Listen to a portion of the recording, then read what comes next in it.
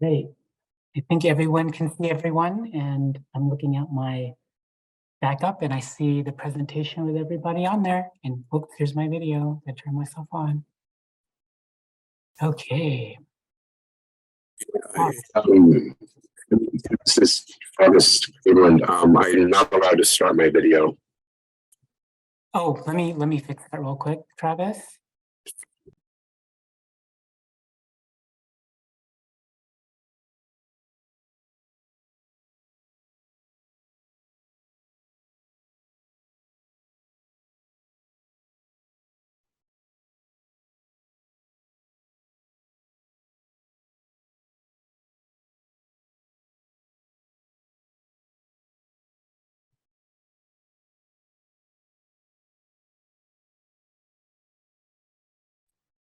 Travis, I think you came in under my name if you want to leave and come back and change your name. Oh, that's probably why. Yeah, I don't see Travis's name on here.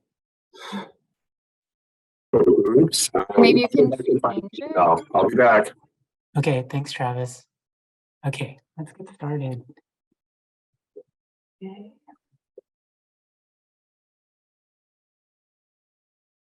All right, good evening, everyone. Welcome to the 2023 Planning Group Orientation Training.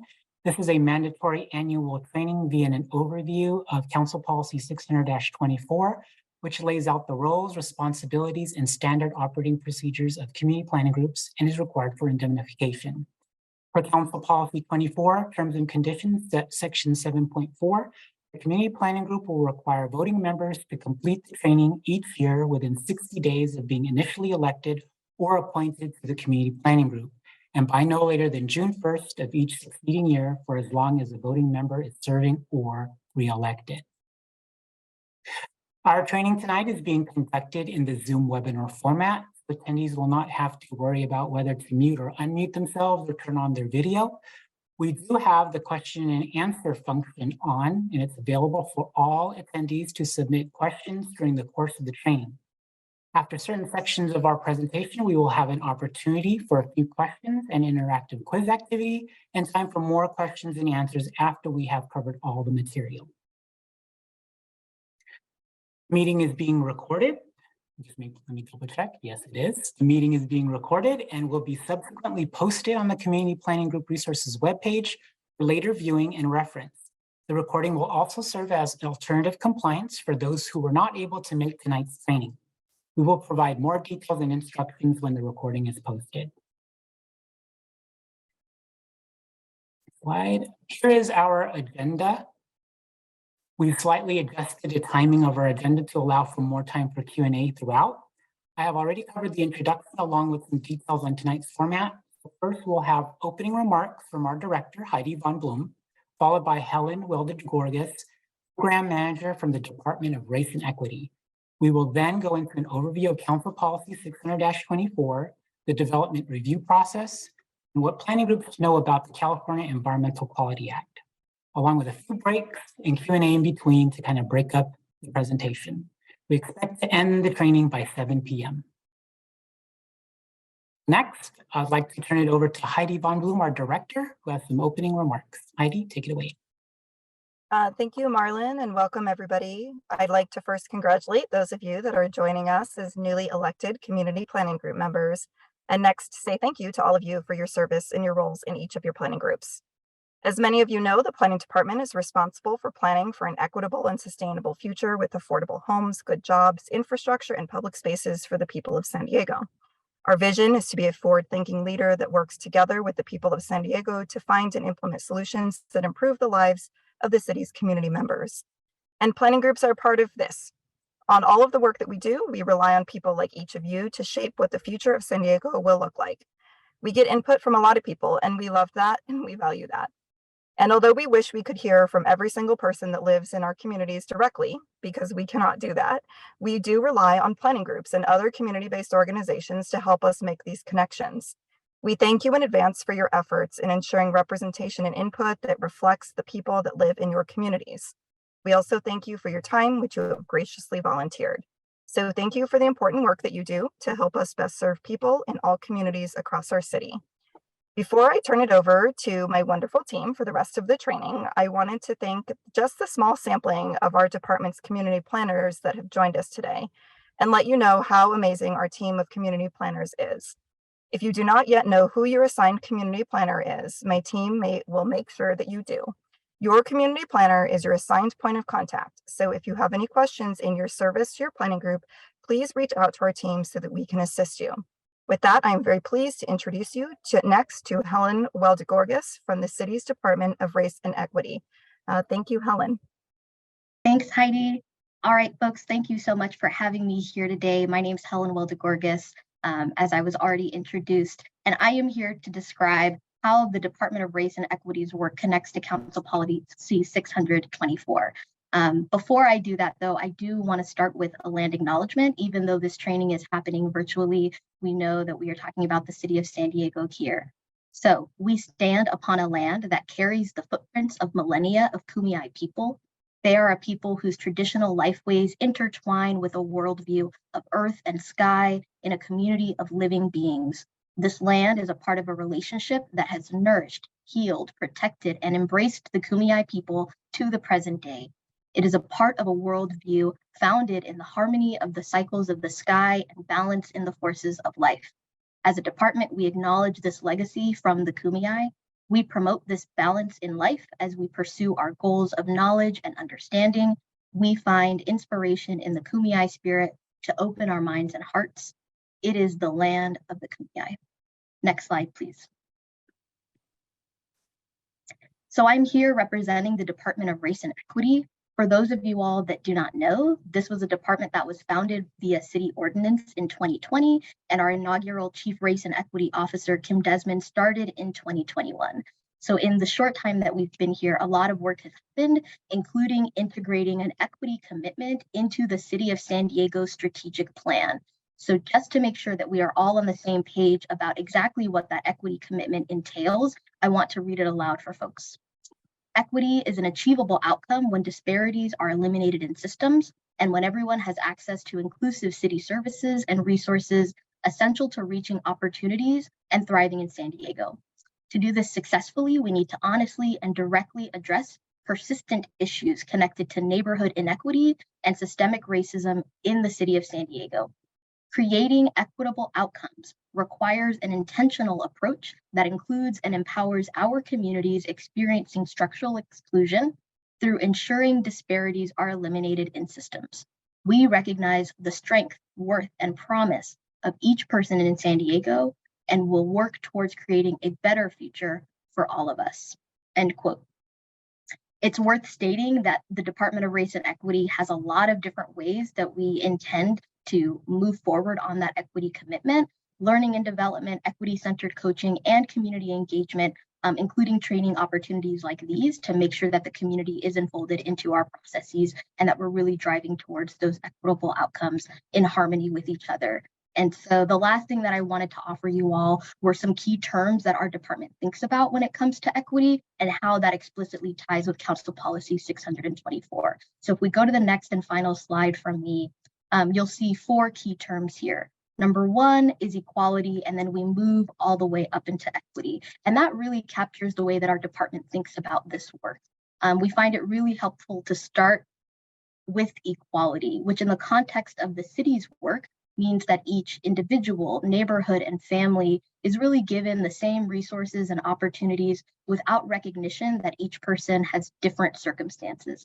But we know that equal opportunities do not always guarantee equal outcomes. And so this is where equity comes into play. In contrast to equality, equity means that each individual, family, neighborhood, or community is given resources that are responsive to their particular circumstances. And so the goal here at the city is to move away from doling out equal opportunities and move towards doling out equity opportunities, with the vision being that the more equity opportunities we stack up, the closer that we will get to achieving equity. We see Council Policy 624 as an equity opportunity for a number of reasons, but I just want to highlight a couple for the training today. Number 1, increasing representation within community planning groups so that they're more representative of the entire community within the CPG's boundary. And number two, yielding more inclusive engagement via open and public elections, established policies and procedures, and more. A lot of equity work is about slowing down our processes and moving away from automated decision making. And we see Council Policy 624 as an opportunity to do both of those things, increase representation and inclusive engagement, ultimately enhancing the quality of CPG engagement overall. So thank you all so much for your time, your hard work, and your commitment to this process. Equity is not easy and it cannot be done in isolation. So we really value your all's community engagement. And thank you all for the time today. All right. Thank you, Helen and Heidi. Appreciate those remarks. I just want to let everybody know that it's not necessary to announce their attendance on the Q&A. We do have via Zoom on the back end the ability to see who's attending tonight's meeting. So we have all of you guys covered in terms of getting credit for attending tonight. Okay. That concludes our opening remarks. So now I would like to introduce our staff presenters for tonight's training. We also have Noah Brazier, Deputy City Attorney from the City Attorney's Office in attendance. And so we also have myself, Marlon Pangilinan, Interim Program Coordinator. We also have Shannon Kaur, Senior Planner, Natalie Koski-Karel, Assistant Planner, Selena Sanchez-Balon, Assistant Planner. We also have Rebecca Malone, AICP, Program Manager of our CEQA section. And we also have our guest from Development Services, Travis Cleveland, Program Manager. Okay, I want to first start off by discussing the Planning Department's role in achieving Mayor Todd Gloria's strategic plan goals of creating homes for all of us, protecting and enriching every neighborhood, advancing mobility and infrastructure, championing sustainability, and fostering regional prosperity. So these are kind of our main areas of focus.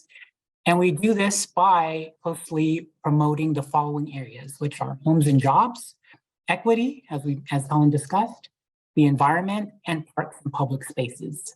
We also work in conjunction with other departments such as mobility and sustainability and economic development. We also work closely with the city's Development Service Department, which oversees the review and permitting of development projects. Next slide. So in terms of housing and community planning, the housing element is part of the city's comprehensive long-range plan, which is referred to as the general plan. The housing element serves as the city's housing plan, and it provides a framework for how the city will address the state's identified demand for the city to provide opportunities to produce about 100,008 homes between now and 2029 at various levels of affordability. In 2022, the City Council adopted a series of housing-related code amendments to support the production of housing. Regarding the environment, given the increasing concerns of climate warming, we prepared a climate resilient SD initiative to provide strategies to prepare, respond, and recover from potential climate change hazards like extreme heat, wildfires, sea level rise, and flooding, as well as drought, and also propose investments that can improve local communities' ability to respond to these issues.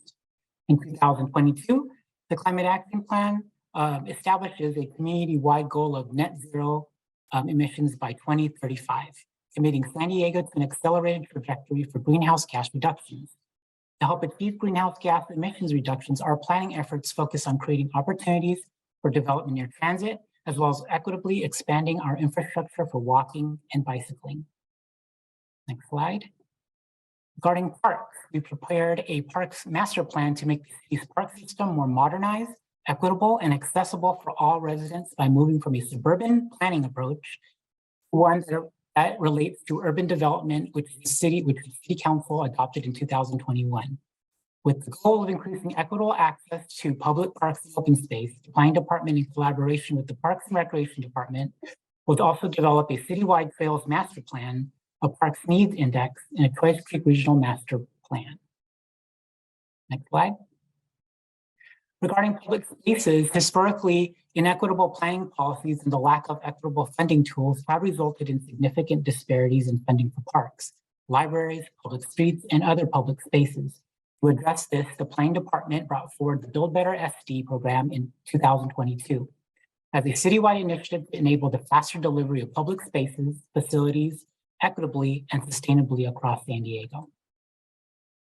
Next slide. And lastly, the city will create an inclusive public engagement guide to ensure inclusive public engagement and community participation for cities' initiatives, plans, projects, particularly in the communities that historically experience barriers to public participation. Participation that is truly representative of the communities is crucial, ensuring that we are making decisions in ways that will most improve everyone's quality of life. With everything we do, the department work program is focusing on achieving a balance of the following 6 desired outcomes related to our strategic goals. Next slide. And I'll turn it over to Natalie, who will go over the governing documents regarding planning groups. Hi, everyone. So all these initiatives that Marlon discussed are not without public input and participation. The city of San Diego is fortunate to have dedicated and passionate community members that serve our city through their involvement in the city's planning projects and initiatives.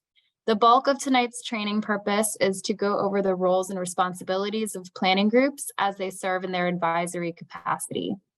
So here are the governing documents as they relate to planning group operations. We advise that groups refer to these documents when issues arise around understanding roles and responsibilities, standing procedures, and investigating issues relating to the Brown Act. The first and the most important that we're going over is the Council Policy 600-24, which was made effective in September 2022. This council policy outlines the standard operating procedures and responsibilities of recognized planning groups. Second is the Brown Act. This is California state law that guarantees the public's right to attend and participate in meetings of local legislative bodies. Then we have planning group bylaws, which are set by each planning group. And there is an indemnification ordinance in Council Policy 600-24 that states that the city will indemnify a planning group or its individual voting members acting in their advisory capacity to the city. Lastly, Robert's Rules of Order, as they are standard for running parliamentary style meetings. Slide. Under the Brown Act, there are certain meeting requirements that planning groups need to follow. Since March, when the COVID restrictions expired, we do need planning groups to be meeting in person. They can have virtual meetings, but they are subject to current Brown Act requirements that require that all planning group members disclose their teleconference locations on the agenda ahead of time if they're only meeting virtually. So in that case, there's also an option for a hybrid meeting where a quorum of planning group members meeting in person, or a quorum of planning group members must meet in person, and that meeting must be broadcasted via Zoom, Facebook Live, YouTube, or some other such online streaming service with a link that's provided on the agenda, and the public must be able to interact with the meeting. If a planning group is finding it difficult to find a place to hold in-person meetings, they can adjust their meeting times and be more efficient with their agenda. They can also have an option to adjust the frequency of their meeting, perhaps meeting, like for example, every other month. And there have been some instances where planning groups have been continuing to meet virtually without disclosing their locations, and this would be considered a violation of the Brown Act, which opens the planning group to challenge loss of indemnification and invalidation of any actions that they may take. Lastly, on this slide, agendas must be posted in a physical location, and that must be accessible to the public. And they may forward their agendas to the city as a courtesy, which some planning groups already have been doing, but they themselves are required to meet the requirements of the Brown Act. Thank you. Okay, so I'll continue on. We have a total of 42 planning groups in the city, and some groups are a combination of more than one planning area, for instance, Carmel Valley and Pacific Highlands Ranch. But under one planning group, typically represent multiple members from each of those areas. The boundaries of community planning areas are defined at the community level, Although we do acknowledge neighborhoods, especially when developing land use policies for neighborhoods that are prominent and characteristic of the community. For instance, Uptown has multiple neighborhoods such as Hillcrest, Mission Hills, Bankers Hill, which are identified specifically in their community plan. Land use issues, or more specifically, development projects that fall close to boundaries of adjacent planning areas are typically applicants are typically encouraged to receive input from both communities or adjacent communities, given that the issues don't necessarily follow boundary lines, and so it would be more open and equitable for communities that get affected to provide their input thusly. It is possible for the council by resolution to change the boundaries of a community planning group. In consideration of a change, the council will consider whether a community plan amendment or update needs to be processed and may change the community plan boundaries. The council may also by resolution revoke recognition of a planning group if planning groups do not comply with the requirements of the policy. Next slide.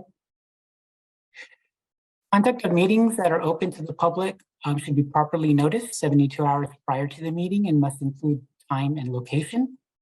And in compliance with Brown Act provisions, as Natalie had mentioned, planning groups must adopt rules and procedures such as Robert's Rules of Order or Rosenberg's Rules of Order, form as a majority of present members from unvacant seats. So keep that in mind in terms of when you do your votes and record those, that they're based on the majority of seats that are not vacant. Planning groups are encouraged to use publicly accessible websites and social media to post meeting agendas, minutes, reports, general information, and contact information, provided in a manner that is consistent with the Brown Act, and they must contain all official records for a minimum of 5 years. Voting members of planning groups should be representative of the entire community within the planning group's boundary. In the new council policy or the council policy that was just adopted in last September, planning groups should have a minimum of 10 voting members. I think previously there were 12, and no more than 20 suggested.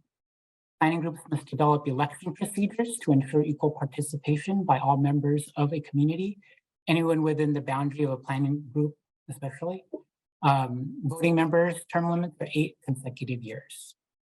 And planning groups must establish operating procedures that include the requirements set forth in this policy and in the terms of conditions attached to the council policy, which must ensure that the public has notice of the operations and activities of the planning group. As requested, next slide, as requested by the city, recognized planning groups must work with the city staff throughout the community planning process, including during the formation of long-range community goals, objectives, and proposals or revisions for inclusion in a general plan or community plan. Attendees at recognized planning group meetings and planning group voting members must conduct themselves professionally and refrain from disrupting the public process as set forth on the planning group's agenda.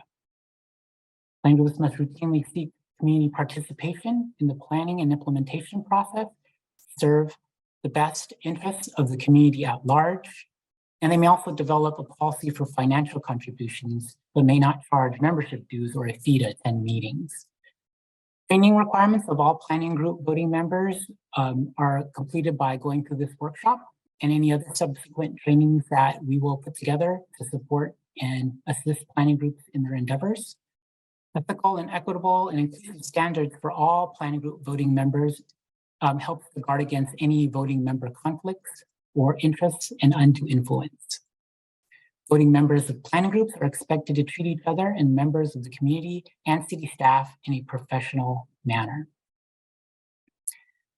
So in terms of those operational procedures that I mentioned, as far as providing input to the city, planning groups are responsible for primarily reviewing projects that require a development permit, and that's discretionary projects, and providing advisory recommendations recommendations specifically on land use matters, such as general plan and community plan amendments. Next slide. Keeping in mind, planning groups should understand that project applicants are not required to come before planning groups for input. However, it is highly encouraged for them to attend planning group meetings and seek a recommendation. Applicants also should understand that input could help identify or make aware concerns or issues about a project or provide support in terms of community support for the project. Planning groups do not review ministerial projects. I think most of you guys know this. These are projects that do not require development permits, such as conditional use permits, site development permits, plan development permits. In other words, projects which do not require a decision maker to use discretion in approving a project. Another interesting thing that planning groups should understand is that the city attorney's office does not advise planning groups. The city attorney's office advises the city. Always reach out to your assigned community planner as their first point of contact whenever issues regarding your operations or issues with the Brown Act arise. Next slide. Land use matters that are citywide or regional in scope are heard by the Community Planners Committee. I know a lot of you are either on that group or are very familiar with their operations and their responsibilities, which is governed by Council Policy 600-09. They look at all the citywide and regional planning issues.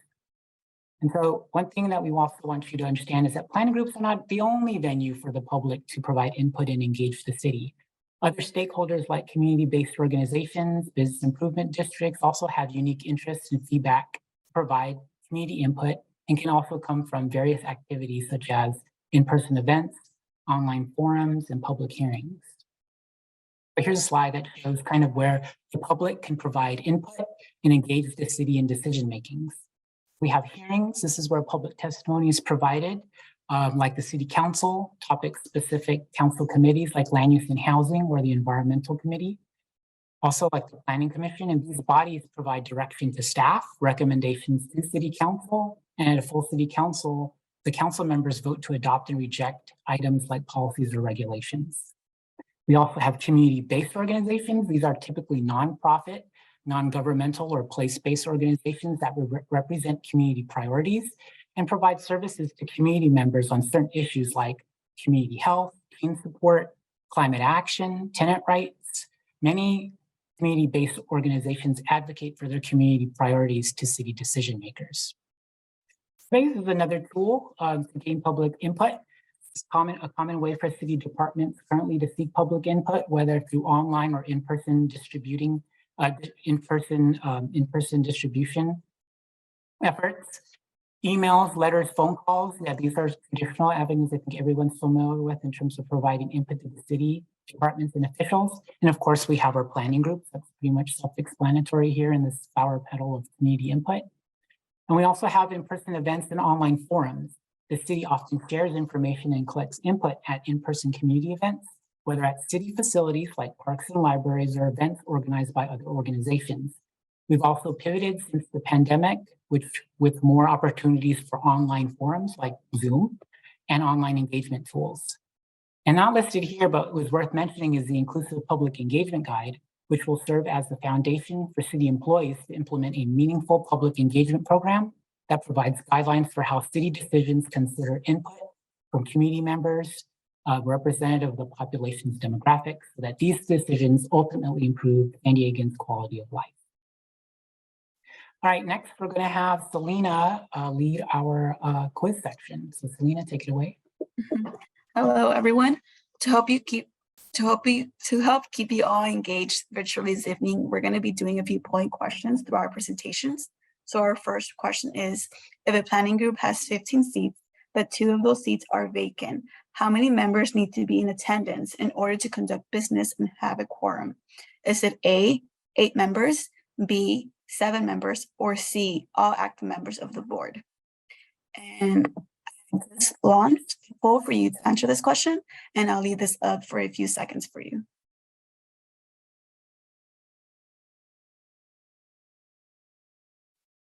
And last call to answer the poll.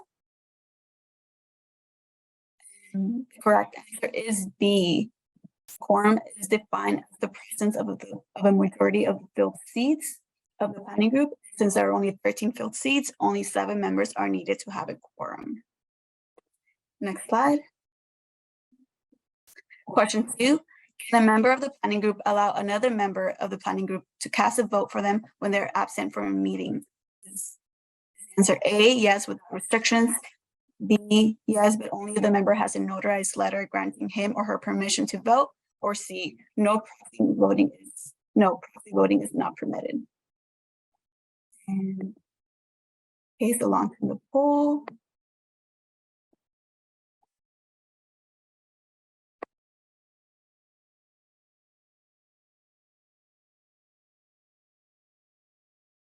And I'll be closing the poll now. The correct answer is no. Proxy voting is not permitted under Robert's Rules of Order and the Brown Act. Moving on to question 3.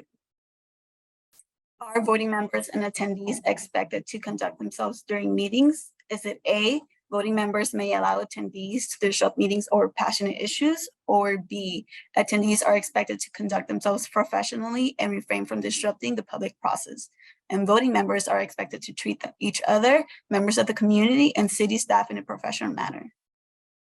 The poll is now available for you all to answer. And great job, everyone. The correct answer is B. This is new language in Council Policy 624, and the goal of this requirement is to help planning groups operate in a manner that is approachable, respectful, and engaging to all community members. And a planning group may ask voting members or members of the community to leave the meeting if their disruptive behavior inhibits the progress of the meeting. And then moving on to question 4. Under what circumstances can a planning group hold a hybrid meeting? Is it A, quorum of members meets in a public location, B, ability for members of the public to view and participate in real time, C, live streaming, or D, all of the above? We'll leave this up for a few seconds. And everyone's like leaning heavy towards the right answer, so I'm going to go ahead and end the poll. And since the correct answer is D, all of the above, since March 1st, 2023, all planning groups meetings, including standing subcommittee meetings, have been required to be either conducted in person or comply with the Brown Act requirements for virtual meetings as listed on the screen. And all planning group group members attending virtually will need to disclose their teleconference location on the agenda and allow public access to their location. And this does include personal addresses. And it is also important to note that during these hybrid meetings, if the broadcast gets interrupted due to some technical difficulties or any other reason, such issues need to be resolved before any action can take place. Now, back to the presentation. Thank you, Selena. Now to discuss what type of advisory recommendations are within the scope of a planning group. Planning groups make recommendations to the city on land use, infrastructure, parks, and development projects in the community. Some specific examples of items that would go to a planning group for advisory recommendation would be the adoption of a new community plan or an amendment to a community plan or the general plan, discretionary permits or actions located within the community that comes before the board. This is not a requirement of the discretionary permit application process, but the city does strongly encourage engagement with planning groups, the community, and neighbors of the proposed project. Planning groups may also be called upon to advise in the identification of capital improvement project infrastructure needs. With regards to deadlines, advisory recommendations on development projects that come to the board must be submitted within 7 calendar days of the planning group's recommendation. Recommendations are to be submitted by filling out a form that is provided during the initial distribution process by the development project manager with the Development Services Department. The form needs to be either turned into DSD by emailing the DPM, the development project manager, or by submitting it via the online portal that is linked on the form provided by the development project manager. For projects with an environmental impact report, the planning group should submit comments before the public review period closes. And regarding collective action, this article of Council Policy 624 includes the policy that the official positions and opinions of the planning group must not be established or determined by an organization other than the planning group, nor by any individual voting member of the board, but rather that they come from the planning group collectively. And it's important to note when outside of a noticed meeting, planning group members should refrain from engaging in discussions on projects or items that may come before the board for a vote. This includes social media discussions and posts.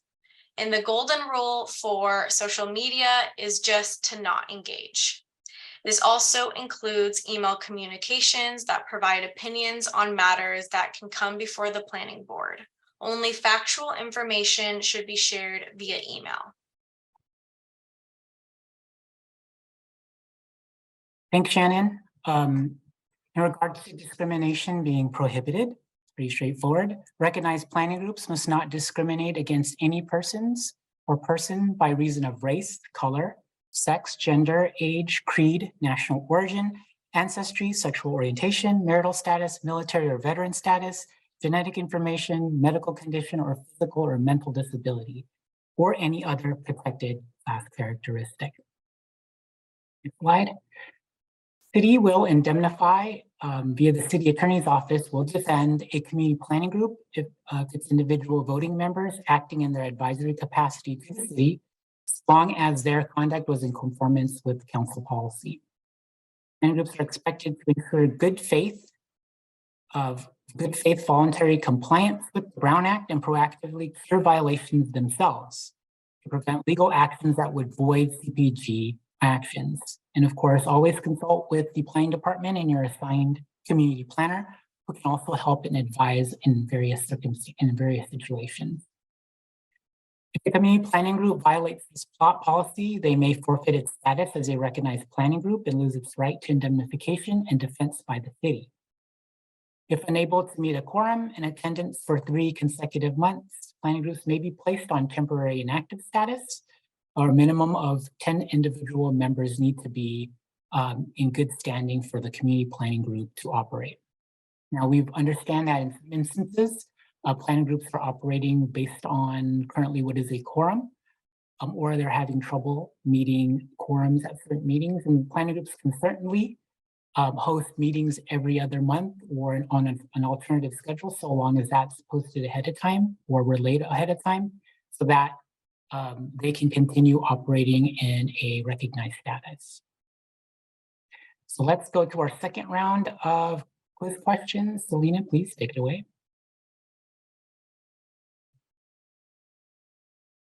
For question, how long can the public comment on an agenda item go for? Is it A, indefinitely, B, the planning group chair can place time limits, or C, 1.33 minutes? Poll is available for you all to answer. And you're all answering very quickly and correctly, so I'll go ahead and close that. The correct answer is B. All meetings must allow for the public to comment on issues not on the agenda, as well as an opportunity for the public to comment on agenda items, and time limits may be placed by the chair when managing the meeting agenda and should be announced during the meeting before public comments have begun. And the chair can appoint someone to be a timekeeper, which we recommend, as time limits are important for keeping your meetings on schedule. Next slide for question 6. What steps need to be taken in order to add an action item on the agenda during a meeting? Is it A, a 2/3 vote is needed from the planning group? B, it must be determined by a vote and that immediate action is needed on the item? Or C, the need for action on the item came to the attention of the planning group after the agenda was posted? Or D, all of the above?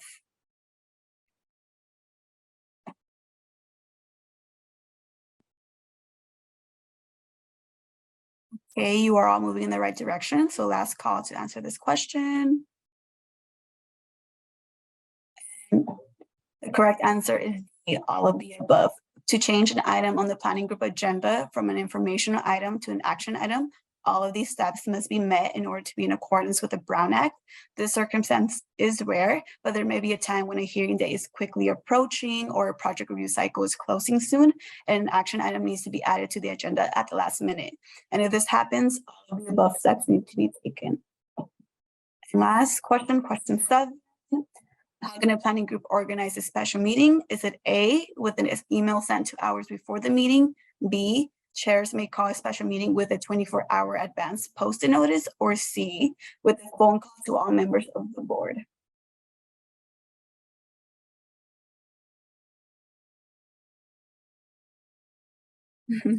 You're all voting on the correct answer, so I'll go ahead and close this poll. The correct answer is B. 24 hours advance notice should also include noticing the planning group members and community-specific media, but it is in the planning group's interest to notify the public with more than the 24-hour minimum and as much time in advance as possible. And this notice shall identify the business being discussed at the meeting, and no other business shall be considered at this meeting, and non-agenda public comments is not required. Thank you for participating, and great job, everyone. All right. Next slide. Okay, thank you, Selena. New with the council policy in regards to diversity and inclusion is an emphasis on this subject, which translates to proactive efforts by the planning group. Recognized community planning group must gather certain demographic data of existing new and new planning group voting members and the community at large at the time of elections or other regular periods to measure inclusion and diversity on the planning group. The planning group shall compare this data with the demographics of the community at large, as may be available from the city or other agencies such as the Sandag Data Surfer at sandag.org, and submit to the city as part of its annual report. Should any planning groups have any questions about putting their annual report together, especially in regards to compiling data, please contact your assigned planner for assistance. Another new component of planning groups based on the adopted council policy is the community participation and representation plan. This is part of the community planning group recognition and operations process that we will be commencing this summer. It essentially spells out a planning group's goals for representing the diversity in their community, as well as what other plans they may use to conduct outreach, inform the community of various land use issues, solicit their input, and also their efforts to involve the community at their meetings and maintain diversity and representation on their planning group. Regarding our planning group recognition and operation process, we are currently in stages of finalizing our webpage, which will include all our resources regarding the application process, all the necessary documents in terms of operational procedures, ethical standards, the community participation and representation plan I just talked about, as well as our community outreach support and assistance program, which will have more to share on that process. I also wanted to let you know that we do have a public outreach and support program starting this summer in relation to the planning group recognition and operations process. We will be teaming up with a nonprofit partner. They're called the Institute for Public Strategies. They are an organization focused on providing media advocacy services, training, technical assistance to local communities with a focus on reducing health disparities and advancing equity. They will be assisting us with our outreach and support to groups, such as the planning groups, which will include an information session geared towards new potential groups interested in representing their community, which will also include an introduction to planning groups and their importance. And we will also hold 3 geographically located workshops to provide groups with direction with formulating their new operating procedures, incorporating ethical standards, and developing their participation and representation plan. They'll also include assistance navigating the overall planning group application and compliance process. Lastly, another tool that we're offering is limited individualized assistance available through the Institute of Public Strategies. And this will be for all planning group applicants needing one-on-one support with the application process. So here are some tentative dates that we have for upcoming workshops in the information session this summer. And more to come on that when our website comes online this week. So last, I want to conclude with a couple of resources here for everyone to reference.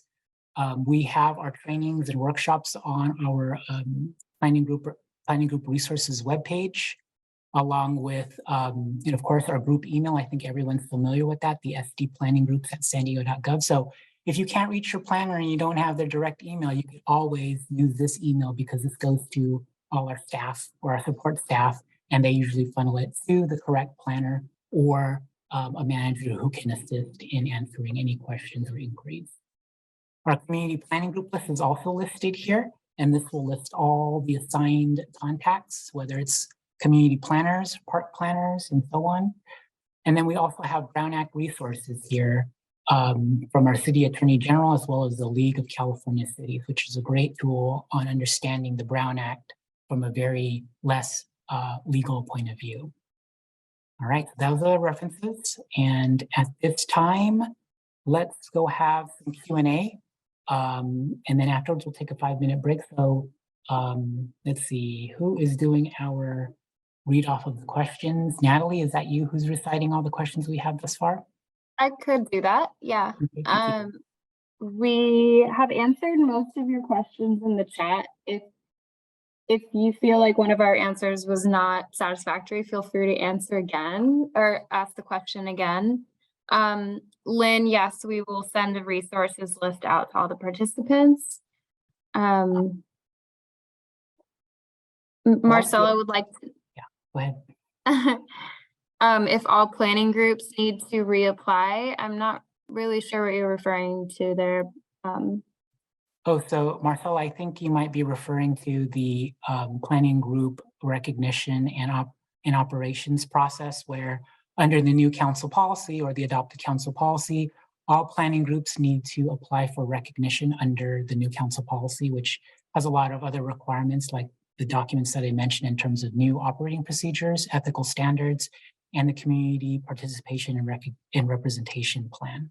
So like I mentioned, we will have that website up and running very soon, and that will have all your resources and basically a step-by-step process and online application for all planning groups to submit and provide. And then as I also mentioned in my last couple of slides, we will also have a program for public outreach and support and assistance for the planning groups as well. So we've got some support for you guys there. Marlon, there was a few questions about just closing location for virtual meetings. Can you go over that really briefly one more time for everyone? Can you read that specific question? I'm not really seeing So, that. But... yeah, we answered it in the chat, but a few folks asked it. So maybe we could just go over it one more time. But it's basically the virtual meeting requirement under the Brown Act. Sure. Oh yeah, okay, I can go over that. Yeah, and that's come up a lot in just even in my planning groups, and then some other questions that I also filled from other areas as well. So I believe Natalie had mentioned that in March we stopped we terminated the state of emergency via the pandemic. And so in March, planning groups are all going to in-person meetings. Now, the Brown Act does have standing provisions that allow planning groups to have teleconference meetings. In other words, virtual meetings. They call it teleconference meetings because that word wasn't invented back when the Brown Act came to be.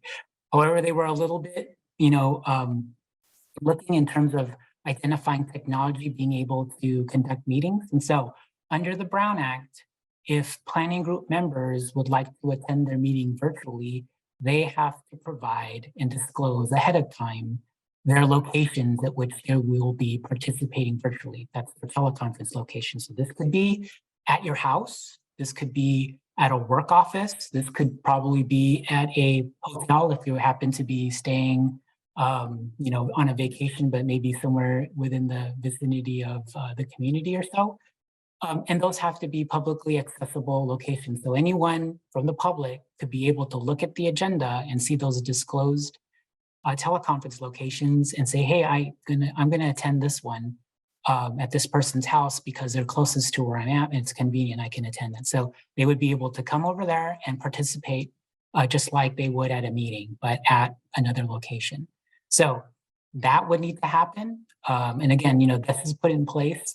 Council policy does require the compliance of the Brown Act, and that is all for transparency. I mean, Brown Act was geared towards our politicians and our decision makers. However, again, the council policy directs planning groups to adhere to the Brown Act. The other part to that is hybrid meetings. So planning groups could have hybrid meetings, and that basically is having a planning group, a quorum of their members physically in one location that's like publicly accessible, and then having to broadcast that meeting via Zoom, some live streaming on YouTube, Google Meetings or Facebook Live. And that would be broadcast via the internet, and people would be able to observe the meeting through that virtual application, and also provide real-time public comment via that application as well. So at any time, if the transmission or connection is disrupted, the planning group has to reconnect and make sure that connection is established before taking any action items, or they may have to do that action item over, or even have to rehold the meeting until a stable connection is made. And so the main Marlon. thing there, yes? Sorry to interrupt. Uh-huh. Go ahead. Oh, and so I just wanted to conclude that with the hybrid session, the planning group members need to be there as a quorum, meeting in one physical location. Now, there are also some exceptions to that under Assembly Bill 2449, which allows certain instances, very strict situations where planning group members can attend virtually, and that's if they have a sickness or they're caring for someone or there's some emergency going on that they need to attend virtually. We can provide more details on what that is. We did provide in-person meeting guidance, I believe back in May. That's on our website. We can certainly append that to the CPG, the planning group resources webpage, so people can reference that again. And it does allow for the members to attend virtually based on those circumstances. It does also say that those situations need to be brought to the planning group ahead of time so that it's fully disclosed. However, we all understand that emergencies do happen without anyone really understanding or knowing when they will occur. But you know, the Assembly Bill is flexible in terms of getting that on the agenda as soon as possible. So there's that instance. So we'll append the in-person guidance on the CPG, the Planning Group Resources webpage, so you can reference that.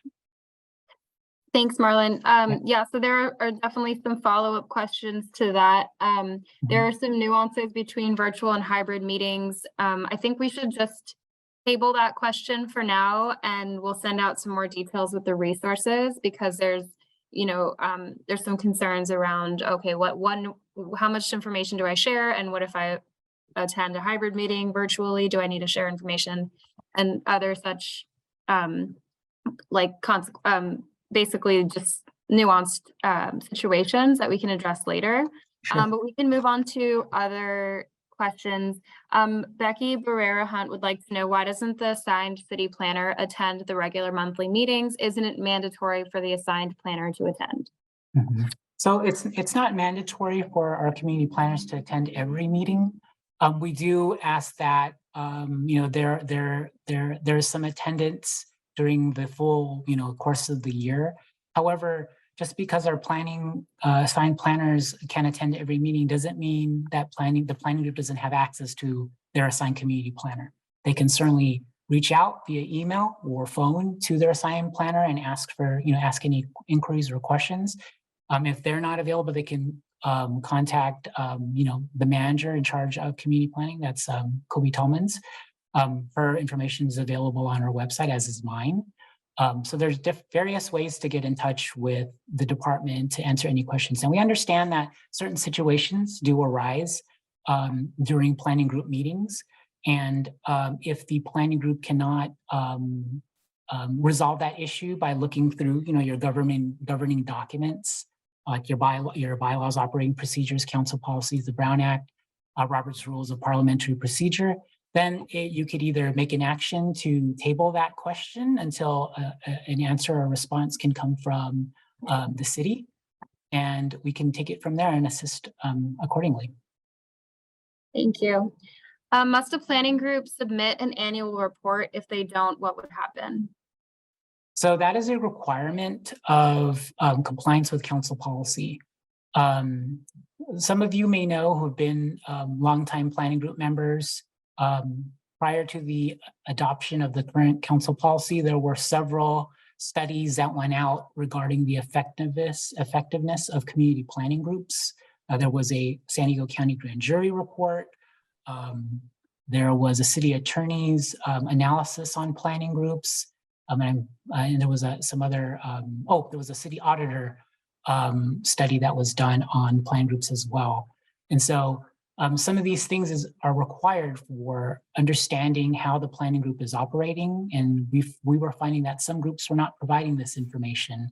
And it's been identified as a requirement under council policy and as part of indemnification. So that was made more of an emphasis in the adoption of the current council policy, especially in terms of following up with the planning group in terms of them maintaining representation, diversity, and their outreach efforts on the planning group. So there's a little bit more entailed effort under the new council policy for planning groups to follow. And this is one of those things that need to be followed in order to maintain recognition by the city council. Thank you. Someone would like to know more about the requirement for representation in community groups. How is diversity in the community groups determined and judged? Will there be a test done, or how can you explain what the criteria is? That's a good question. Yeah, especially since that's kind of a new emphasis and effort under the new council policy. So I've noted that planning groups can look at demographic data based on their communities. And I'd mentioned that Sandag, the data surfer, has tools that can identify per planning area what some of those demographic characteristics are, especially when it relates to gender, age, household income, race and ethnicity. Those are all broken down in various pie charts, tables, bar graphs, and whatnot. And planning groups could take a look at that and see the proportions in their own community in terms of how the community makeup and their composition is. And so in looking at how diverse that a planning group's member composition could be, they can certainly look at those characteristics and look and see, well, how is it being represented at this proportion, and how does that compare to our planning group member composition? So it's kind of like math and looking at proportions that way. Thank you. There is a request for an actual 5-minute break. So let's take one more question and let's take one more question, then we'll take a break. Let me see. Okay, so there's some more equity concerns. Why aren't discretionary land use or development projects required to come before community planning groups? Okay, so in my presentation, I mentioned that discretionary projects would come to the planning group. And so at the city, those are considered process 2, 3, 4, and 5. So process 1 is a ministerial project. So that's one that doesn't need a decision maker to make any kind of discretionary decision or action on. Those aren't sent to the planning group. Those are like someone building a single family home in a single family zone, or multifamily development in a multifamily zone, or doing like a demolition. That's usually a ministerial project. But the discretionary ones, process 2 is a application that is approved by city staff. Usually that's in development services. Process 3 is a hearing officer decision. Process 4 is a decision by the planning commission. And then process 5 is city council. So those all require notice, public notice to tenants and property owners within 300 feet of the project. And usually there's a posting of a development application at that site when the application is submitted. And then those require, and usually it's on the notice that I'd say require, but they are recommended to go to their local community planning group. And usually there's a contact information on there for the chair or the local planning group where the applicant needs to go, or the public can go and provide comment in that public setting at the community planning group meeting to provide input, and that will hopefully inform the recommendations by the planning group. So yes, discretionary processes do go to the planning group. That's part of the process. Thank you. Okay, I think that wraps up for the Q&A for now. Okay, And we'll so answer the rest. We will answer the rest in the directly to the folks asking. Great. Thanks, Natalie. So let's take a 5-minute break. Let's come back at 6:05. And just to give you guys a heads up of what's coming up, we're going to be having a presentation by Travis Cleveland from Development Services. We'll have a little Q&A after that when he concludes. And then we're also going to have Rebecca Malone from our department, who heads our CEQA section, provide a overview on the CEQA process, the California Environmental Quality Act, and how that relates to planning groups. We'll have a little Q&A there, specifically on Becky's presentation, and then we'll just open it up for general Q&A, and then hopefully get you guys out of here by 7. Okay, see you guys at 5:05. 6:05. Oh, I'm sorry, 6:05, my bad.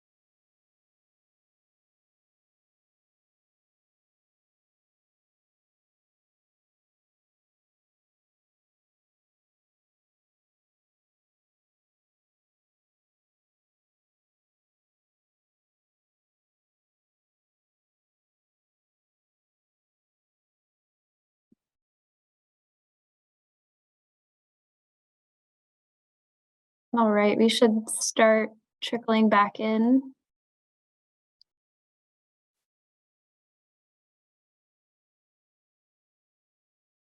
Okay, great. So we're going to have a presentation. Welcome back, everybody, on community planning groups and development project review from Travis Cleveland, Development Project Manager in the Development Services Department.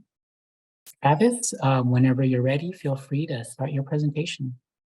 Hello, I'm Travis Cleveland. I'm a development project manager at Development Services.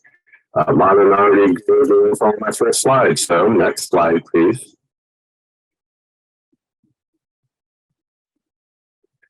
I'd like to briefly discuss all of our online resources. Travis, can I interrupt you real quick? You're coming in a little muffled. Do you have any electronics in your vicinity, like a cell phone or anything like that, that might be interfering with?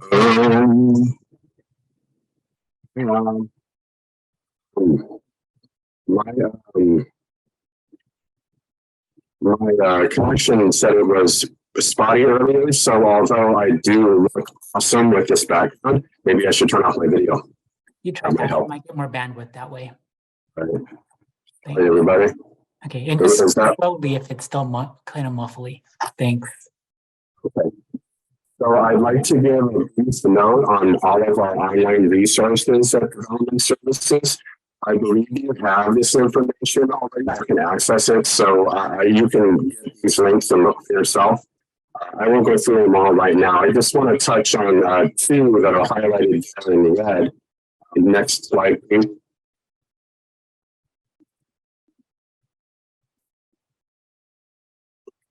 So all development projects submitted after December 2021.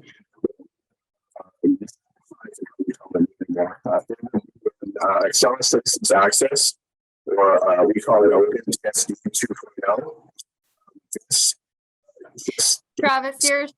Travis, your sound is really difficult to hear. All right, sorry, give me a second. Okay, let's all be patient. I'm sure you can figure it out.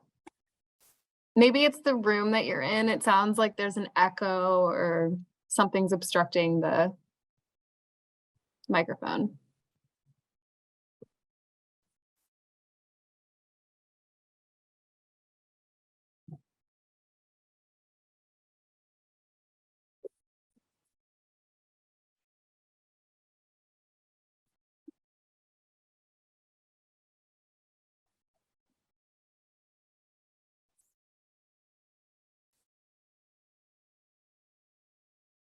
All right, can you hear me now?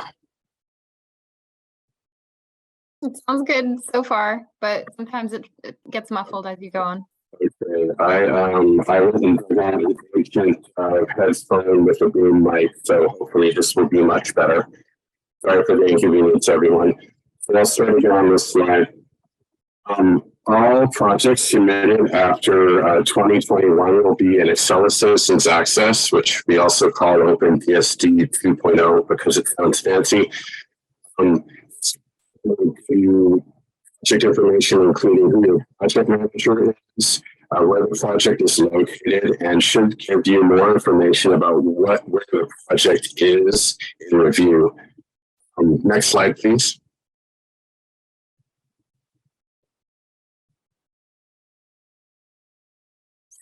GIS and zoning maps are also online. If you go to sandiego.gov/development-services/zoning, you can learn all about a particular piece of property, what it is zoned for, and any other regulations that might apply. Next slide, please. Now on to the presentation. The processes two types of projects: ministerial projects and discretionary projects. Ministerial projects are the vast majority of the permits we process. These applicants will get if they meet the criteria. There's essentially no discretion on the part of the city. You don't see these projects. You all see discretionary projects in your community planning area. These are projects which the city has the discretion to approve or deny, such as conditional use permits coastal development permits, with maps, and others. Next slide, please. Travis, can you pause real quick? Yes. Okay.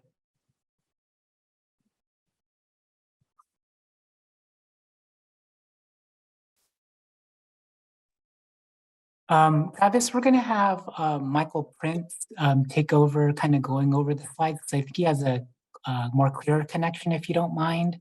And Michael Prince, everybody, is a program manager in development services who handles the land development review planning side of DSD. So Michael, if you want to go ahead and take it away, Travis will still be here. So Travis can still answer questions and help us. But kind of out of respect for everybody so that everyone can hear the material, since it's the garbled little connection there. We'll have Michael take over for now. Sorry about that, Travis, but sorry, everyone. We'll go ahead and continue. Thanks, Michael. Can everybody hear me okay? Yes. Okay. As Marlon mentioned, my name is Michael Prince. I'm a program manager in the Land Development Review Division of the Development Services Department. I had a chance to peruse the attendees list and I noticed some familiar names. So good to see the names and hope all is well with everyone. I don't have the ability to turn my video on right now, but rest assured I am indeed Michael Prince. To continue on, actually, if you want to go back a slide, I can cover a little bit of the difference between a ministerial and discretionary process. So we have two approval types, as Travis mentioned, and I'll clarify a little bit. There's ministerial reviews, which typically cover our building, grading, electrical, plumbing, and other staff level decisions. These are made by staff. They're done what we call a by right process that are consistent with the standards and requirements of the regulations of the Land Development Code. There's no public noticing, appeals process, or input for these types of review and approvals. The discretionary approvals cover all sorts of development permits and discretionary permits that require a decision being made by someone. That decision could be a staff level decision that is ultimately appealed to a hearing officer, planning commission, or city council. There is a noticing requirement. Planning groups are recommended to weigh in on these. And typically the development plans are more conceptual than your more detailed building permits. Next slide, please. So as mentioned earlier, we have 5 decision process levels within the city of San Diego. I know there was a link in the Q&A that was provided earlier. The process 1 is what I mentioned, the ministerial review, where there is no appeal. Process 2 is a city staff decision. For the appeal process is up to planning commission for private development projects, and up to city council for public projects. So your public works projects, your parks and rec, general development permit, parks projects, and other similar public projects that move forward. Hearing officer decisions, those are typically certain types of alcohol conditional use permits as an example. Those get appealed to planning commission if there is an appeal. Planning commission for certain types of variance approvals or plan development permits or other process for decisions, those get appealed to city council. And then finally, the city council is the final decision maker on all discretionary projects that require a city development permit, in which case there is no appeal of that decision. These include up to community plan amendments and rezones as well. Typically, the higher level process, the more complex the project. That's not always the case, but that is sort of the guideline. Next slide, please. So the role of the development project manager is basically to serve as the city's liaison to the applicant and the public on the development project. And this is provided for all discretionary projects, as well as for select ministerial projects that are priority within the city. But they have traditionally been the role of providing the liaison between the public, the applicant, and the staff reviewing the development project. Next slide. So the role of the planning group in this process is a very important role, and one that is informative in the process of the development. It involves the project review process. So the plans are sent to the planning group. The assessment letters, which include all of staff's comments, all of the review disciplines that are associated with that, those are also sent to the planning group as well. The public notices, which are prepared by staff, are sent to the planning group chair. And the planning group can reach out to the development project manager for project information, questions related to specific review disciplines, and timing. The planning group recommendation is to be reviewed, and it is recommended that the reviews are to evaluate the conformance and the consistency with the community plan. These recommendations should be based on the community plan goals and policies and evaluated against the required permit findings for the specific development project that is being reviewed. So, sorry, going back, okay, I think it's, sorry, thank you. Okay, so the proposed development will not adversely affect the applicable land use plan. That is one of the findings that we have and that sort of is evaluated as part of the decision-making process. The conditions must be proportional to the project and must include timing, and the decision makers can delete or modify conditions as they evaluate all the information. So at the public hearing, the planning group is not required to be present at the hearing, but it is certainly advisable if you wish to attend. And if you do wish to attend, it is recommended that you send a specific representative to address the recommendations or project concerns. And please be advised that the planning group recommendation is an advisory recommendation. It is not a requirement of the process. In filing appeal, we have information bulletin number 505, which outlines the appeal procedure. It must be completed and submitted on time.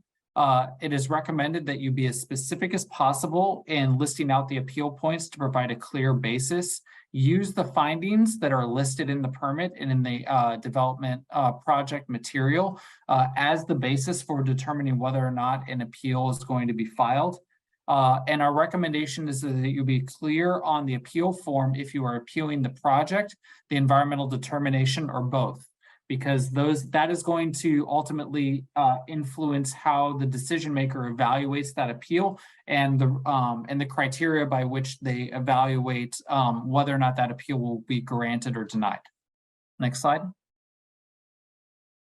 So some additional resources that we have, links here to the hearing officer, planning commission, and city council agendas. Again, you can look up this information, which will provide a project summary, the list of the development project manager, and information. Sometimes in most instances, there's a hyperlink to the report and the materials. Our website, the development services page, has a ton of information on the development permit process, the zoning information you need, scheduling virtual appointments for questions about our regulations. And then finally, the link here to location and contact information if you're looking to reach out to specific divisions within development services. Next slide. So thank you for your time. Obviously, we're available for questions, and I will go ahead and stop and allow questions to come in. All right, Michael. So there are some questions in the Q&A. Let's move through a few of them, and also Travis and Michael, you can go in and answer them one by one if time doesn't allow for all these to be answered. We would like to know, are planning groups notified of ministerial projects? No, planning groups are not notified of ministerial projects. There's no noticing requirement. Okay. If a person has a project which violates the zoning code, can staff give a ministerial approval? So if a development project is inconsistent with the zoning regulations, then staff will review and determine that that project cannot move forward until it's in conformance with the regulations. If there's an error, or if an approval of a development project has occurred in error, or if there is a code violation, all of that would be handled by the review and determination would be handled by building, land use, and enforcement staff to determine if a violation has occurred or if if it is inconsistent with the regulations of the code. But staff does not proactively permit or approve projects which are inconsistent or conflict with our zoning regulations. All right, thank you. If a discretionary project is not recommended or rejected by a planning group, can it still be approved by the city? So if a planning group makes a recommendation for denial, ultimately the decision rests with the applicable decision maker. So yes, in short, whoever the decision maker is for the project may choose to recommend approve the project based on the findings and all the evidence presented, or they may wish to deny the project, again, based on not being able to make the findings. So the planning group's vote is not a requirement. It is a recommendation, and it is a point of consideration. Thank you. Are planning group appeals still no fee or free? I can answer that one. So let me just get my video on so everyone can see me. All right, hi everybody. So the question is, are the fees waived, the appeal fees waived for planning groups? With the council policy that was adopted last September, that provision was removed. So, but it still needs to be certified in the coastal areas. So at this time, everything outside of the coastal area no longer has that fee waiver. So there you go. Thanks. All right. So seems like we addressed most of them, and I think we can move on. I would just add there's one from Jim Varnador regarding I mean, it's more of a comment than a question, but it says CPGs should be able to challenge the decision that a project is ministerial rather than discretionary. And so what we would say is that staff reviews for conformance with all the requirements of the regulations of the code. If there is a determination by the community that if you believe there was an error in that process, you can submit to the Building and Land Use Enforcement Division, and they will evaluate that. And that would be the process for determining ultimately if there was an error made in that process.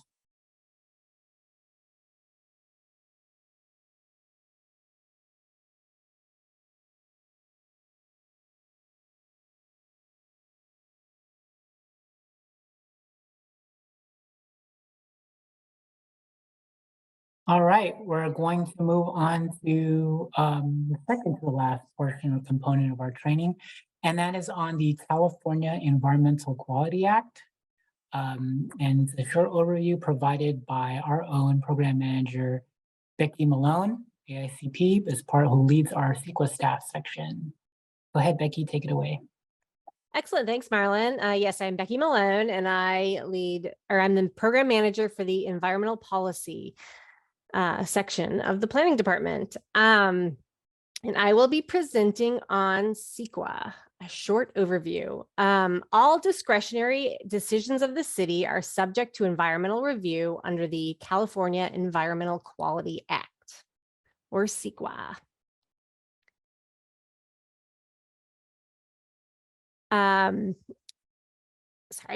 The basic purposes of CEQA are to inform governmental decision makers and the public about the potential significant environmental effect of proposed activities, identify the ways that environmental damage can be avoided or significantly reduced, prevent significant avoidable damage to the environment by requiring changes in projects through the use of alternatives or mitigation measures when the governmental agency finds the changes to be feasible, and disclose to the public the reasons why a governmental agency approved a project in the manner the agency chose if significant environmental effects are involved. CEQA establishes a duty for public agencies to avoid or minimize environmental damage where feasible. A public agency should not approve a project as proposed if there are feasible alternatives or mitigation measures available that would substantially lessen any significant effects that the project would have on the environment. Environmental documents like environmental impact reports and negative declarations have a public review period. CPGs can prepare written comments during this period for which the city must consider and prepare a response. Comments on the environmental document should speak to the adequacy of the environmental document. Only environmental issues should be included in a comment letter to the city on an environmental document. If your comment is on a project or a plan, it is best to provide those comments to the development project manager or community planner. Per CEQA, city environmental staff in the planning and development services departments are only required to respond to comments raising significant environmental issues that are received during the noticed comment period. For this slide and the next, I will be using an EIR for a community plan update as my example environmental review document. An EIR for a CPU is an environmental analysis that considers environmental impacts pursuant to CEQA and assesses the potential environmental impacts of implementing the plan. A CPU EIR is not a planning document or regulatory requirement. The EIR does not provide policy guidance or regulations for a community. An EIR also does not consider impacts outside of those required by CEQA. An EIR identifies mitigation measures and alternatives to reduce or avoid any potential significant impacts. A CPU EIR is not an implementation plan for the CPU or any other plan. Again, this slide and the last used a CPU EIR as an example, but this is true of any environmental document that your CPG may comment on. If your comment is on the plan or project, it is best to send those comments or recommendations to the project manager for that plan or project. Comments on an environmental document should address the adequacy of the environmental analysis.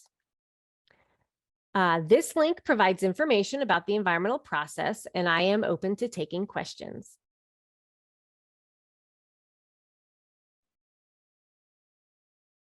All right, thank you, Becky. If anybody has any specific CEQA or environmental questions, please put them in the chat. I haven't seen any so far, so you might be off the hook.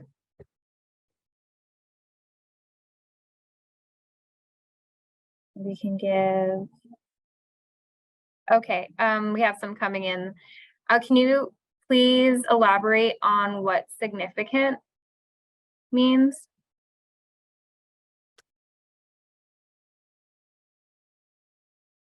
That is a good question. I think that in the way that CEQA uses significant, it's basically when you're looking at the various environmental potential environmental impacts, that's kind of how you're looking at it. Would this be significant? Like, is it worth looking at, or is it less than significant? So, for instance,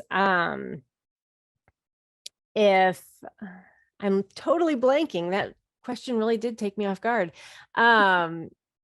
If you're looking at something like noise, and you're bringing, some additional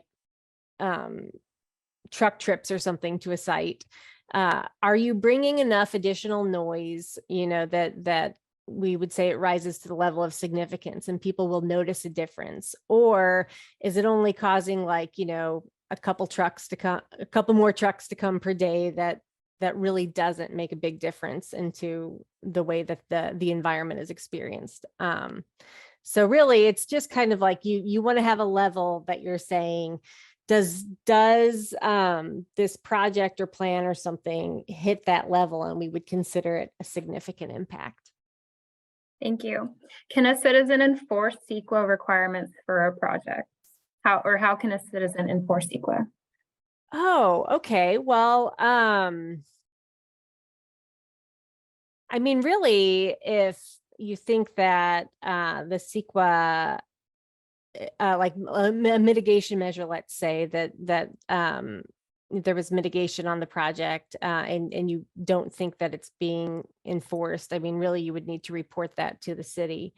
So like code enforcement would be one way to make sure that the requirements pursuant to CEQA are happening. Really, the truth of the matter is it's generally lawsuits.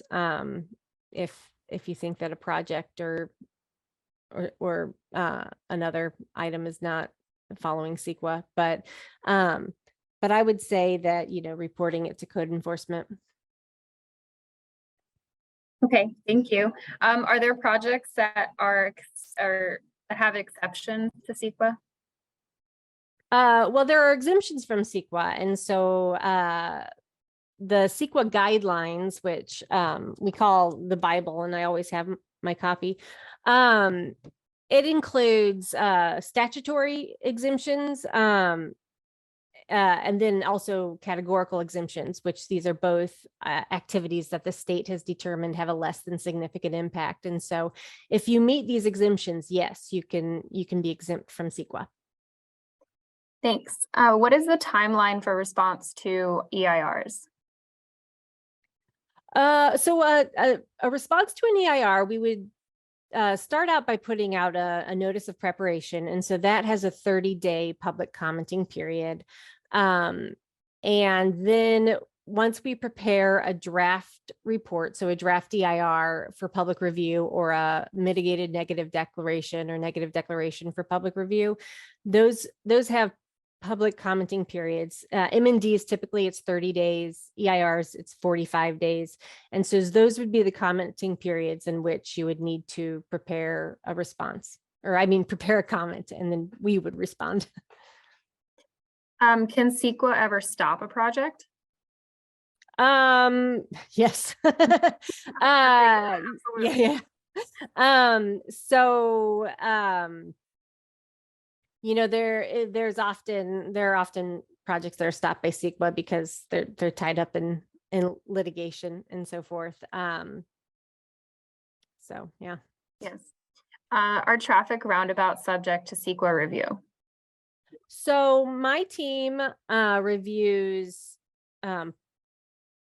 projects that come out of the transportation department, and so we have reviewed roundabouts in the past. So I also think you'll have environmental planners in engineering and capital projects. So yes, generally roundabouts, they undergo some level of environmental review. Basically every action that the city takes undergoes environmental review.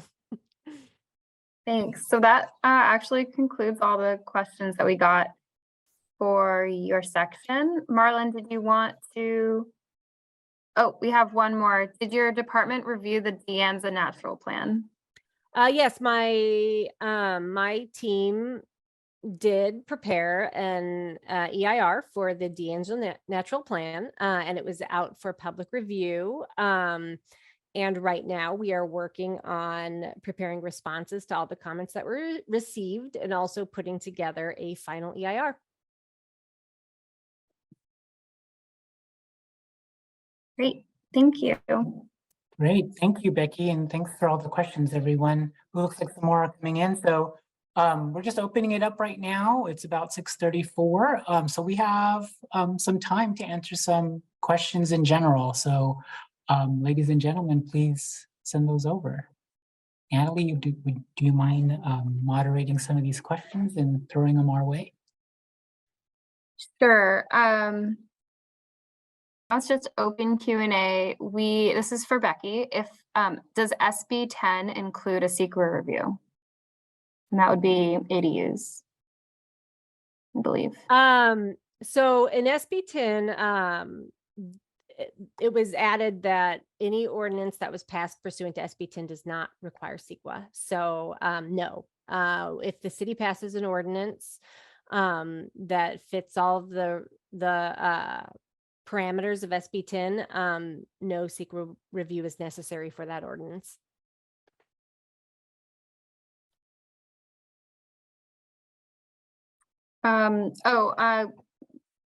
Where could someone find the public comments to the De Anza EIR or questions from the public? We have not released that yet. It will we'll probably release it just along with the final EIR. We might be responding to some of the agencies and so forth early, but probably the first time we'll release all of the comments to the public will be when we publish when we post the final EIR. Thanks. This is a question for Michael and Travis. Perhaps maybe Becky, does SB 10 supersede HOA regulations? we're getting kind of into the weeds here. The HOA requirements are not city regulations, so the city would apply the regulations of the adopted land development code. Thank you. We got a question about the coastal, a couple questions about the coastal zone. The coastal zone boundary is granted looks a little bit arbitrary. It also includes a lot of wetlands areas. So I recommend Googling the San Diego Coastal Overlay Zone for the map. And there was a question as to whether, specifically as to whether any portion of downtown is under that zone. And yes, there is a sliver of downtown that's along the harbor that is under the zone. Marlon, or I could also talk about this, but we're just getting some more questions about the hybrid and virtual planning. So has any planning group successfully set up a hybrid meeting? If so, how did they do it? Sure. Any tips and tricks? Certainly, yeah. I see that question from Mark. Hey, Mark. Yes, Barrio Logan actually just conducted a meeting this month during a hybrid, using a hybrid format. They were meeting in, I believe, one of their museum-related community rooms. They had a simple, digital, laptop camera focused on the planning group as well as the audience members, and they just set up the meeting via Zoom. And then I believe they projected the people who were attending virtually on a screen. I don't recall if it was a TV screen or like a projector screen, but they had the means to do that so everyone can see everyone. And they didn't have any technical interruptions. They even had translation going on at the same time as well. So it can be done. And that was a successful meeting that they conducted doing that. Thank you. And I'm just going to go down the list now. Given that a planning board cannot force any person to join the board, is there some type of enforcement mechanism by the city to address diversity goals, or is this a good faith effort only? I would say it's a good faith effort. We're not going to try to strong arm people to join the planning group if they do not want to do that. The planning group needs to put their best efforts and try to, improve representation or enhance representation on their group. So it's all about the effort. We understand that there are some, impediments to that. One of the planning group members had responded to me at one time that they did identify certain seats for certain, member affiliations, but they were very difficult to find people who were interested, who could spend their time to do that. So, that's a reality, but we want the groups to put together a plan to see how they would address that. And again, yes, in a good faith effort, try to implement that as best as possible. We want to know that you guys are making that effort. Mm-hmm. This is a development question. When projects are out for review, actually CEQA, how does one find out how to comment on any project that any one project that they are concerned? I'm not sure if that's in regards to CEQA or a development project, but maybe we can get both parties to answer on noticing. Well, I can say that the way we notice projects in my group is that we will generally have a list of interested parties, which include the applicable community planning group. And so when we release a document for public review, we'll send out that email blast and with a link to where you can see the document. Thanks. This is Travis. Can you all hear me this time? Yes. Excellent. Figured it out too late. So with regard to development projects, there are several different ways that you can get information on development projects that may be going on in the city at large or in your particular community planning area. The first is the easiest way. If you happen to live or own a business or own property within 300 feet of a development project, you will be noticed as required by the Land Development Code and by state law. If you're a little bit further away, but it's still in your community planning area, if you stay informed through your community planning group, I know every group has a little bit of a different process, but that will be another excellent way to stay informed. You can also register on the Development Services website to get notice of every development project within your specific community planning area. And I also believe that you can register to receive them citywide. Be careful, that's a lot of emails, but some people want to get them all. And last but not least, there is kind of a catch-all place to get a lot of the city's different public notices. If you go to sandiego.gov/city-clerk/official docs/public-notices. This is, or you could also just Google the city bulletin of public notices for the city of San Diego. On there, you will see everything from election notices to public hearing notices, California Environmental Quality Act documents, everything, all the public notices are on that page. Thank you. And we'll include all these relevant links in some resources to the follow-up. I think this is a good question, and it's not necessarily in order, but we should address it. Marlon, this is for you. What is the policy for dealing with unruly persons or groups, and what language should be used? Okay, so if we're talking about unruly persons, individuals at a planning group, I think it's very proper for the chair or whoever is running the meeting, facilitating the meeting, to ask that person to refrain from the disruptive behavior. And if it happens again, then the consequences are that, request that that person, remove themselves. And if that can't be done, then the planning meeting should be stopped until that person is removed from the facility, and continue at another time, because they're disrupting the meeting. If they are being unruly and don't want to leave, well, we don't want to hold the meetings in that type of situation. The San Diego Police Department is always available to contact as well if we've got situations where it could be a safety issue. But feel free to end meetings. That's your total call as planning group members of the chair to run the meetings. So yeah, I mean, you don't want to have that behavior continue on. Thank you.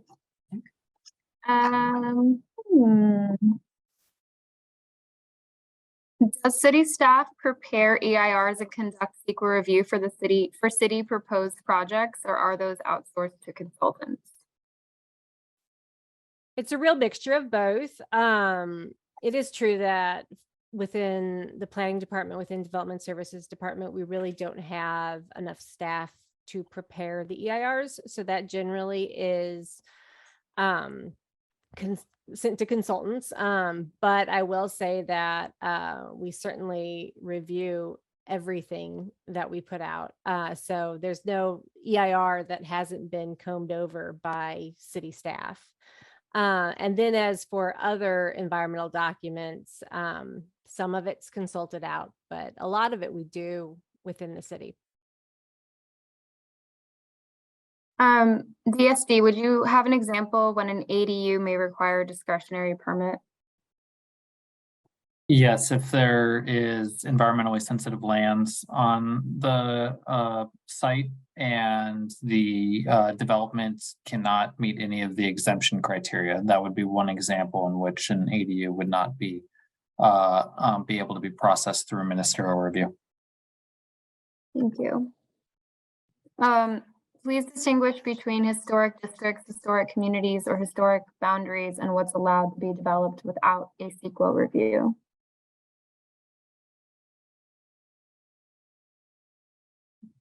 I am not completely proficient on historic resources, but I can say that generally, if you are going to be affecting a historic resource, you will undergo some level of review. So I mean, certainly any discretionary project that has historic resources impacts would be reviewed by historic resources staff within the city. So and that would be considered part of the CEQA review generally. But as for differences between all the various types of historic resources. I'm really not the one to answer. Mhm.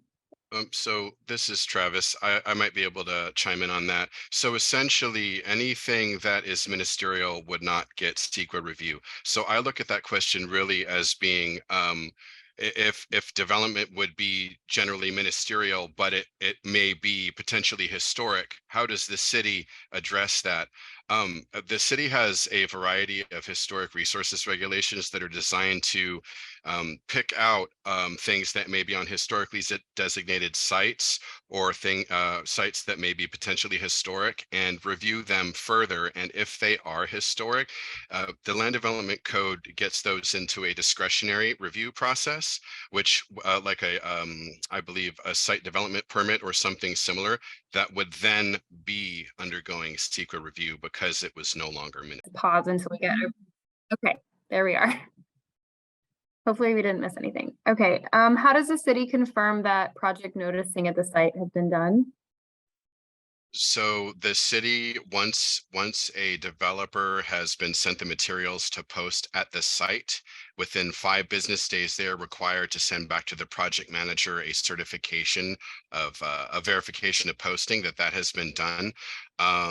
Generally, I'll be honest, staff isn't able to go to every site in a timely manner, so we don't police that on a one-to-one basis. But now that that knowledge is out there, that notice is supposed to be up, or if it is put up and then it's taken down for some reason, be it vandalism or someone else takes it down, you can definitely let the city know or let the project manager know if you know who that is. It's really I know the hope would be that we're able to go out there to every site and ensure that it's up, and we are able to go to a lot of sites, but we ultimately rely on that verification of posting, which is required by the municipal code. Thanks. Becky, was the EIR for the Dianza zone done in 2018 or redone in 2023? There was an EIR prepared in 2018, but it was a different project design than what is now known as Dianza Natural. I don't know that we ever put the 2018 EIR out for public review, but with this latest effort, we did an entirely new notice of preparation because we had the project had changed so much. So so really the kind of the 2018 effort can kind of be effectively memory hold because it's really just this Dianza Natural effort now.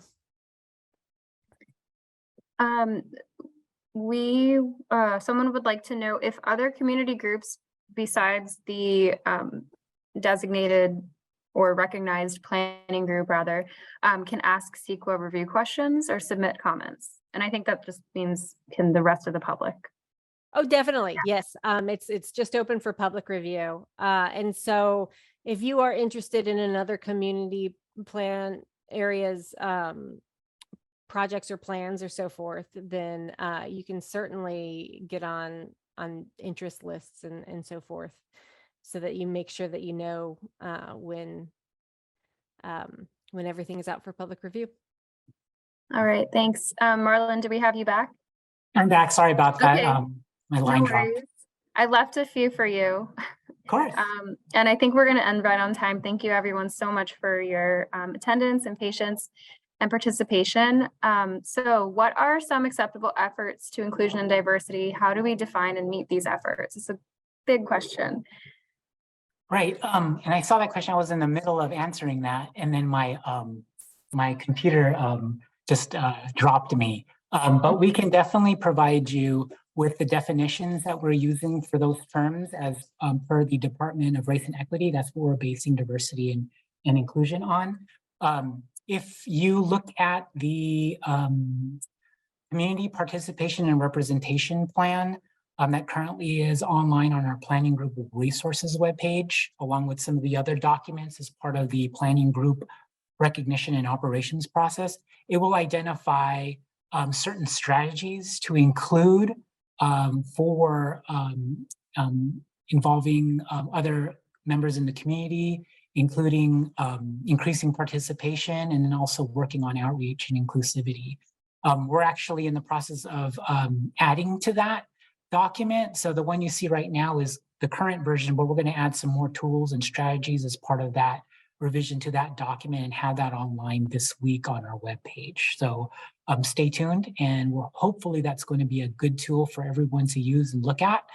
And then again, I'll mention again that starting in the summer, we will be having our public outreach program that will provide support and assistance to all the planning groups applying in this process. All right, one last question. When will the new community planning website come online? Oh yeah, I just said that. This week. We're working on that. We got a couple of things we want to revise, some things we wanted to add as a result of the briefings that we provided in the city. And so we're including those in the webpage, and it'll be up soon. Okay. And for community groups, for future workshops, they'll be able to sign up for those through that website, correct? Yes, so on the webpage, there'll be registration links to sign up for any of the workshops. So I mentioned there was going to be 3 geographically hosted workshops. You don't need to attend all 3 of them. You could just attend one of them. They're all going to have the same agenda, but if you want to attend more than one, knock yourself out. We'll certainly welcome you. We're also going to have an information session that's geared towards any potential new groups that might be interested in being a planning group. It's kind of like a new group orientation, kind of what is a planning group, what are the benefits of serving and so on. And then lastly, I think I mentioned previously that we're going to have more one-on-one assistance through our nonprofit partner, the Institute for Public Strategies, where we'll be helping planning groups with their application process. Now, are there workshops in North San Diego, I believe? Yeah, we've assigned those geographically, so kind of in the northern part of the city, the central area, and then towards the southern parts of the city. Okay, so they will be moving around the city, and are workshops open to non-CPG or prospective CPG members? Yes, all our meetings are open to the public, so anyone can register and show up at the meeting and ask questions and participate. Okay, so there's also concern that there's none in District 5 or District 6. In terms of a workshop? Workshops in the northern part of the city? I believe we're hosting one kind of in the university area. I think that is in the process of being confirmed, but that's one of our northern locations. Again, the workshops are another opportunity to get assistance and support on the process. And then we also have our individualized assistance, so we can reach out and do one-on-one assistance with the planning group. So there's also that opportunity as well. And then if you have any questions, I mean, you can contact your assigned community planner, and I'm also available to be contacted as well. Some planning group members have already been doing that ever since we announced this process. And so I still welcome all those inquiries. Is there a map where people can know where these workshops are being held? We Or a can list? put a map together. Currently on the webpage are going to be, the addresses are going to be listed on there. We're targeting the city libraries to host the in-person workshops. And I wanted to mention too that these workshops are also going to be hybrid. So you can attend virtually or you can show up in person, and we'll give you the same amount of attention. Great. Will current planning groups be informed if other groups are applying for recognition? We can certainly provide that information. That's something that we would not disclose to anyone if anyone's interested in knowing if there are any other groups applying. The deadline for applications is December 31st of this year, basically the end of the year. We're also going to, give some flexibility for some groups to put, their information together if they happen to not, they happen not to submit at, December 31st. But we won't know if there are any other competing groups anytime earlier than that. Probably likely, but definitely after December 31st, we would know if there are any other competing applications for a particular community. Okay, and on that note, can you repeat when the presentation or workshop for a new planning group would be? Sure. Let me pull up some information here. Okay, and Natalie, can you go to, or Shannon, can you go to slide number 42 and put that on the screen real quick? Back one more.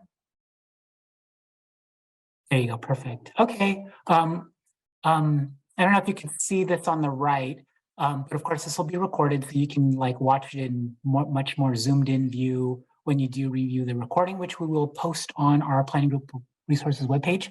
So for the information session, currently what we have are the tentative dates and times here. So June 26 is 2023. It will be the information session at the Skyline Hills Library. That's at 7900 Paradise Valley. Oh, thank you. The workshop or this information session is going to be held from 6 to 8. Once the website's up, the registration link will be activated and you can certainly register then. If you can scroll over to the right there, Shannon, under the workshops. So the workshops are going to be 3 hybrid in-person and virtual workshops. The first one being scheduled is June 27th at the University Community Library, 4155 Governor Drive from 6 to 8. And then the second one would be July 17th at the College Rolando Library at 6600 Montezuma Road from 6 to 8. And the last one being July 24th, 2023, workshop number 3, San Ysidro Library, 4235 Bayer Boulevard from 6 to 8. And then I also mentioned that we're also going to have the individualized assistance, so you can get support and assistance there. These dates and times are pretty much finalized. I think we might be having to look for an alternative site for maybe one of the workshops, probably the June 27th one, since it comes right after the information session. And we'll be consulting with our nonprofit partner to confirm any new dates. However, when the website does come up, we'll have these dates finalized. Thanks, Marlon. We are at 7, but just one last concern about the language around other groups as competing. Why are we allowing competing planning groups? Well, if you look at the council policy and the information that was set forth, bringing that forward, there was a need to have more diversity and representation on these planning groups reflective of their diversity of the community, which is not to say any of your particular groups weren't meeting that. I mean, as I mentioned before, there are definitely some obstacles in trying to reach out and get volunteers to be on the group.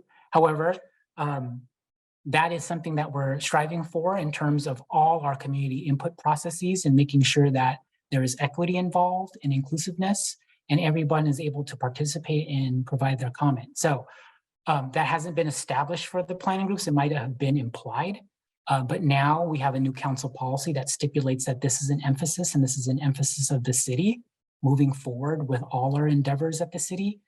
And so that is why this is included in the council policy. And so if any other group can meet that commitment for representation and diversity, that will be a group that will be considered by the city council. And that's per the resolution that adopted the council policy back in 2022. Okay, there's 2 last questions and we're a minute over. Marlon, do you just want to answer those live? Oh, go ahead. Let's Okay. them out there. Are you going to allow nonprofits who do business with the city to become planning groups? Like a nonprofit organization, they would be just one of the members of a group. We wouldn't have a organization like that be a planning group. I mean, they would have to have a membership composition that is representative of the community. So if it's like a organization, like some type of entity that is primarily that's just the role, being a nonprofit, we would want to look at that closely. Again, we're looking at the composition of these applications to make sure that they're representative of the community. And then, we could do that by looking at the demographics of the community based on either the census or SANDAG or any other data that is available for our communities. All right, what are the new bylaw requirements? Is there a template that they could use? Yeah, so we have already posted on our planning group resources webpage the documents that are required for the planning group recognition and operations process. So we have council policy that people can familiarize themselves with. There are, certain things that the council policy will require of the operating procedures or bylaws. There is an attachment to that called the terms and conditions, but that's just another fancy word of saying operating procedures and bylaws. That is kind of done in a way like a template where you put your planning group name, and there's certain sections that need to be filled out by each group about how they want to fulfill ethical things, like how do they handle donations, how do they handle people who are running for campaigns to present in front of their groups. And then, other basic procedures like elections, special meetings, all that stuff is in there that the planning groups would have to fill out in terms of what their procedures or standing operations would be. Like I mentioned also that there is a community participation and representation plan. Currently it's on there, and I mentioned we were revising that. That's going to also provide some tools and strategies that the planning groups can use, pick out, and see which ones would work for them or ones they would like to try out to kind of, meet these goals and objectives under the new council policy. All right, I think that concludes our questions. Any last notes? I know that we do need to note that any members who were unable to attend this live meeting, we will be circulating a recording along with a questionnaire that can be completed and submitted to the city to get credit for attending. And we'll also be sending out those resources that we mentioned. Anything else, Marlon? Yes, so we have an accounting of who attended this training. So we will be compiling those lists and forwarding to the respective planning group chairs so they can follow up with those members who have not attended the training. And as Natalie had mentioned, we will follow up with posting the recording and all other correspondence related to this training on our planning group resources webpage. We'll also include some other instructions for those individuals, including like a questionnaire to answer some questions about council policy, and then they can forward that to us. The key email here is the one that I think everyone's familiar with is sdplanninggroups@sandiego.gov. They could feel free to send that to us and free to use that email for any questions or contact your assigned community planner. So with that, this concludes training on the council policy, along with some other, I hope you guys found interesting pieces of information regarding city functions and city review processes. So I'd like to thank all the attendees for participating in the training, as well as all the staff who worked to put this together. So thank you very much, everybody, and good night.